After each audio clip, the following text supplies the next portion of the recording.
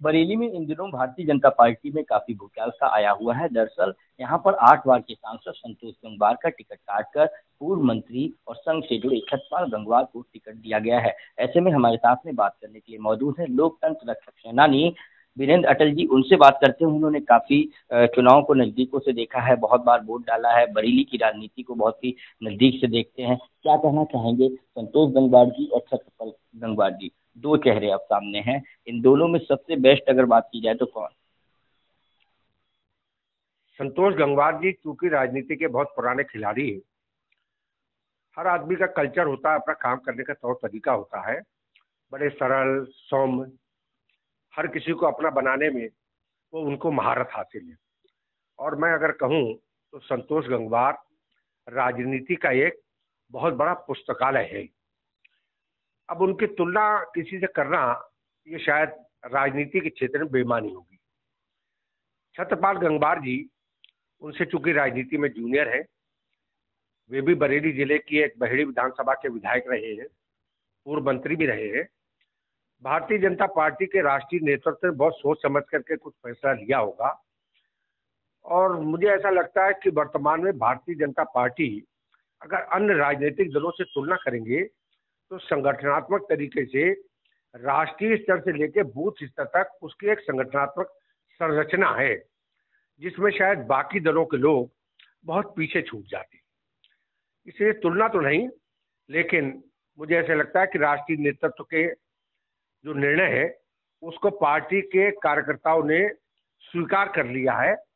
और राजनीति में जब कुछ परिवर्तन जरा सा भी होता है तो उस परिवर्तन के मद्देनजर थोड़ी बहुत उठापटक नीचे होता ही है, आलोचना समालोचना। हम लोग अगर राजनीतिक दृष्टि से देखें तो वर्तमान में भारतीय जनता पार्टी के कार्यकर्ता जिस शिद्दत के साथ में काम करते हैं, उस शिद्दत के साथ बाकी राजनीतिक दलों के कार्यकर्ता काम कर पाए, ऐसा उनका नेतृत्व उनको तैयार नहीं कर पा रहा है। तो अगर बात की जाए बरेली के चुनाव की तो कैसा लग रहा है इस समय का चुनाव? चुनाव होता है और राजनीति में किसी के बारे में भविष्यवाणी कर देना शायद न्यायोचित है। मुझे ऐसा लगता है कि इस चुनाव में नेक टू नेक लड़ाई अभी तक नजर आ रही है। जैसे जैसे चुनाव की सरगर्मियां आगे बढ़ेंगी तो शायद स्थितियां चुनाव आने के एक हफ्ता पूर्व तक बहुत कुछ स्पष्ट बरेली की जनता अपने आप कर देगी। बरेली की जनता ने चूंकि संतोष गंगवार की कल्चर को देखा है, समझा है, उसे पसंद किया है। मुझे लगता है कि शायद छत्रपाल गंगवार उनसे शिक्षा ग्रहण करके उस संस्कृति को अपने अंदर ढाल लेंगे और बरेली के मतदाता और बरेली के जनता के मुताबिक अपने आप को ढाल करके प्रस्तुत कर लेंगे, ऐसा मुझे लग रहा है। बरेली की बात की जाए तो एक तरफ संतोष जी और एक तरफ छत्रपाल गंगवार जी 8 बार के सांसद रहे हैं। अब एक बार 2009 में देखा जाए तो प्रवीण सिंह गैरन ने उनको मात भी दी थी। एक बार फिर से प्रवीण सिंह गैरन मैदान में है, इस बार समाजवादी पार्टी से। हालांकि देखा जाए तो गठबंधन के प्रत्याशी कहलाएंगे। तो किस तरीके से इस बार मुकाबला लग रहा?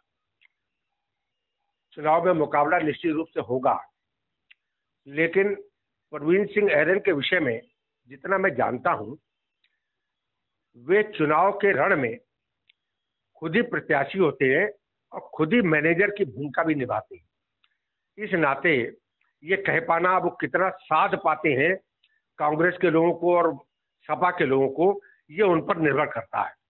लेकिन चुनाव है और चुनाव के तरीके से लोग चुनाव लड़ाएंगे भी और लड़ेंगे भी। चुनाव बहुत आसान नहीं है, नेक टू नेक। ये बात सीधी है कि प्रवीण सिंह गैरन और छत्रपाल के बीच में ही चुनाव का कड़ा मुकाबला होने जा रहा है। ऊंट किस करवट बैठेगा ये इस बरेली क्षेत्र के मतदाता ही तय कर पाएंगे। देखा आपने, वीरेंद्र अटल जी का कहना है कि ऊंट किस करवट बैठेगा ये तो आने वाला समय ही बताएगा। कैमरामैन पंकज शर्मा के साथ अनूप कुमार मिश्रा, एबीपी न्यूज, बरेली।